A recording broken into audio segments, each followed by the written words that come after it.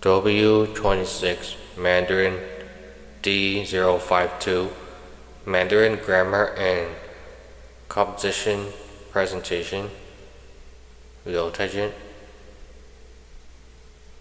Part 1 The Teacher's Module. For these two sections, imagine you're the instructor. Your goal is to make the concept easy for your classmates to understand. 1. Grammar Spotlight levels A2, B2. A. Select. Choose one grammar point for the A2, B1, or B2 levels that you find particularly interesting or useful. B. Explain.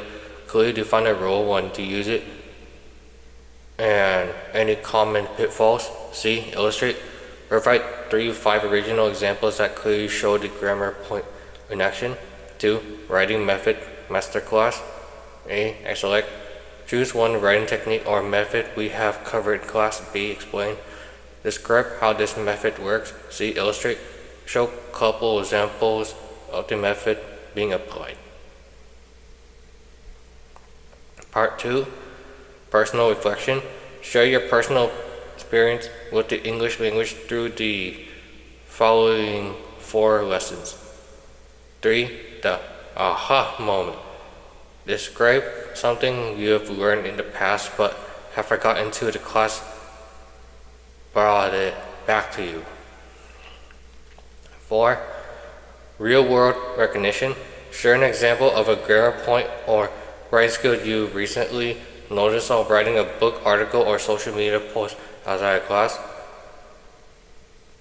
5. Newfound clarity.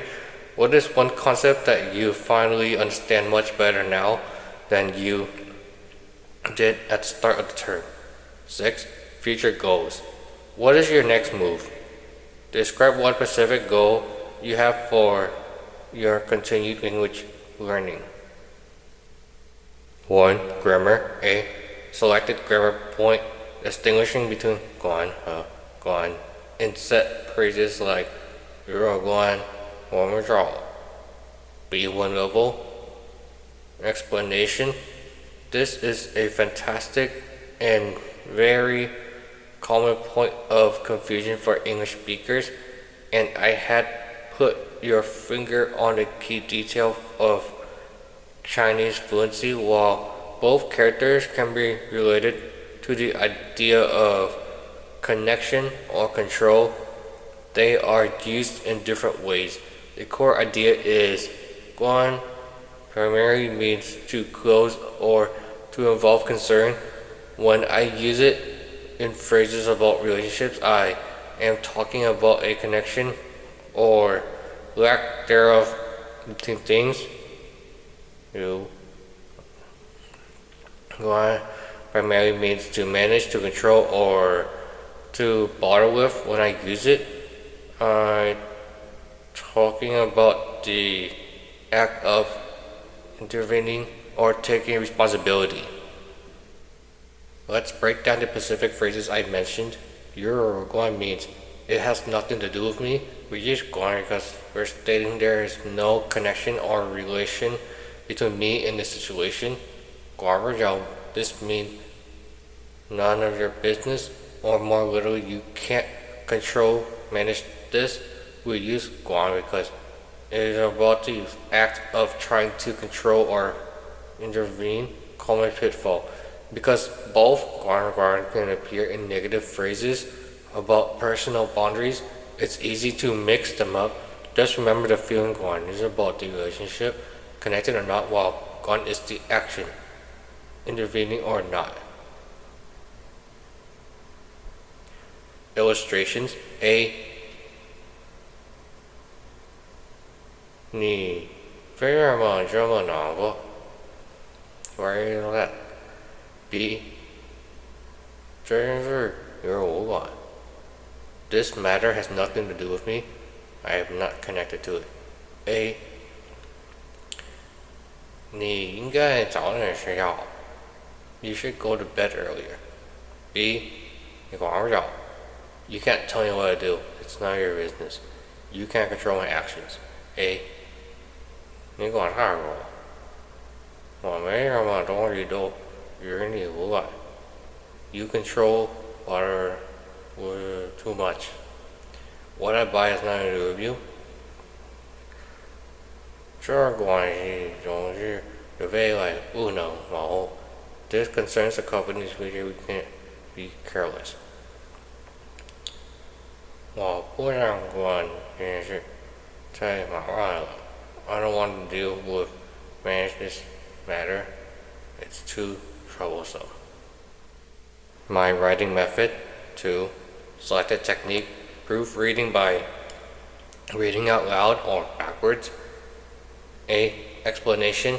This is the perfect method for the problem I described in part 2. When we write, our brains are faster than our hands. We know that we intended to write, so our eyes skim over the text and automatically correct mistakes in our heads. We see what should be there, not what is there. Reading out loud forces my brain to slow down and process every single word. My ears hear the words as they are actually written, making it much easier to catch errors and typos, missing words, or awkward phrasing. For an even more powerful technique, writing backwards, start with the very last word of your sentence or paragraph, read it, then move to the second last word, and so on. This completely removes the context and sentence flow, forcing me to focus on the spelling and form of each individual word. It's the ultimate weapon against harmful mistakes.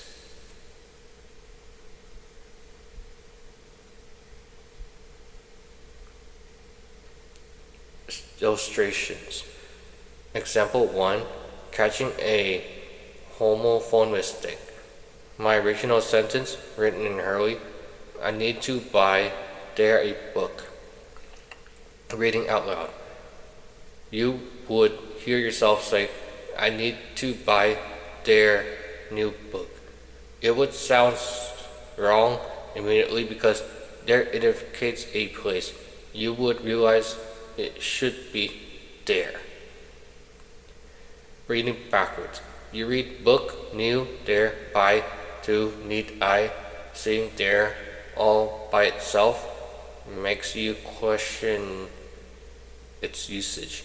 Example 2. Catching a missing word. My original sentence, she went to store to buy milk. Reading aloud, you would say, she went to store to buy milk. Your ear would notice the missing article, the, before store. Reading backwards, you read milk, buy, to, store, to, went, she. Looking at store, you might think, which store? And realize the is missing. Example 3, your Pacific challenge. My original thought, written in a hurry, I want to go to the park too.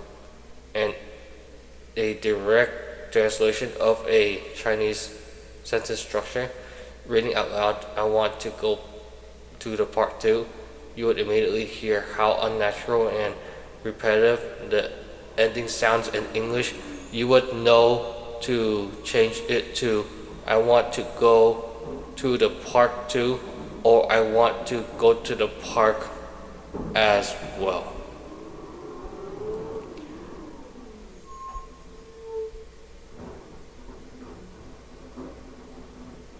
Something I've learned in the past but had forgotten till the class brought it back to me was the difference between 活着 and 活着.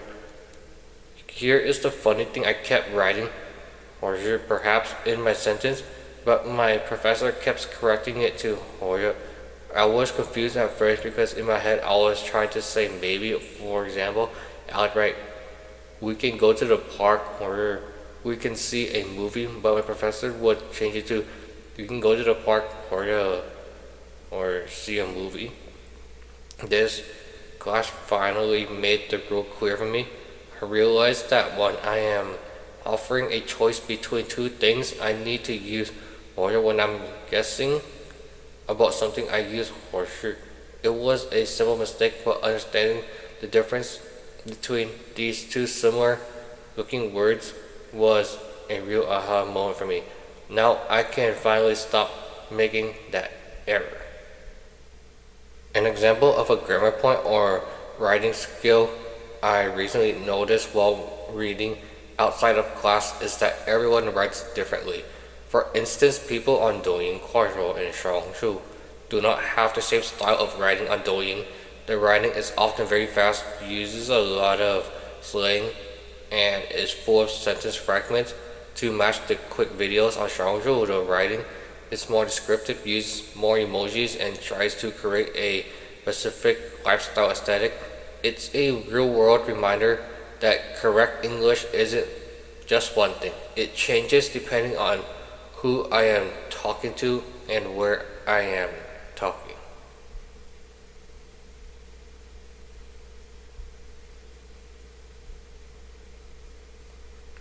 One concept I finally understand much better now than I did from the start of the term is the diversity of the classroom itself. At the beginning, I made an assumption about my classmates. Now I have a much clearer understanding that not everyone in this class is from mainland China or is ethnically Chinese.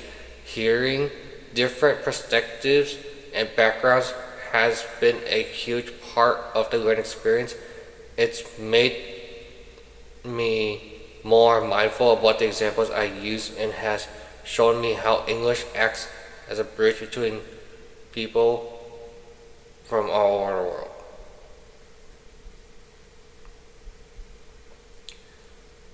My next move is to reach a level of writing that feels more natural, accurate, and effortless. My perfectionism means I get frustrated when I make mistakes. Therefore, a specific goal for continued language learning is to not make the same mistake more than once. To do this, I will start a small mistake log whenever my teacher corrects a paper or I catch myself making an error like confusing guang guang in English thought. I will write it down with the correct form.